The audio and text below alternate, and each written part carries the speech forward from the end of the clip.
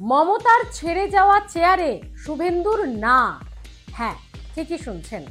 মমতা বন্দ্যোপাধ্যায় যে চেয়ার ব্যবহার করতেন বসার জন্য, তার কক্ষে মুখ্যমন্ত্রী হয়ে তার নতুন কক্ষে কার্যকাল শুরু করার দিন থেকেই তিনি মমতা বন্দ্যোপাধ্যায়ের চেয়ারে বসবেন না জানিয়ে দিয়েছেন ইতিমধ্যেই। কেন?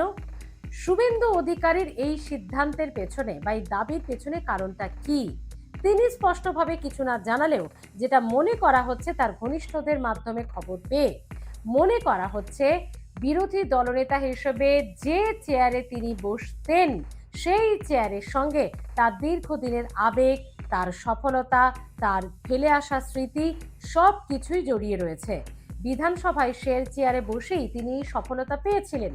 সে কারণেই সেই জায়গা থেকেই শুভেন্দু অধিকারী হয়তো তার বিরোধী দলনেতা হয়ে বসা চেয়ারটিকেই মুখ্যমন্ত্রীর কেবিনে তার ব্যবহার করার চেয়ার হিসেবে চাইছেন। মমতা বন্দ্যোপাধ্যায়ের ছেড়ে যাওয়া চেয়ারে বা ব্যবহার করা চেয়ারে তিনি বসবেন না বলে জানিয়েছেন। কেমন লাগলো ভিডিওটি আপনাদের? আর শুভেন্দু অধিকারীর এই ইচ্ছে বা দাবি এটাকেই বা আপনি কিভাবে দেখছেন অবশ্যই জানাতে ভুলবেন না কমেন্ট করে।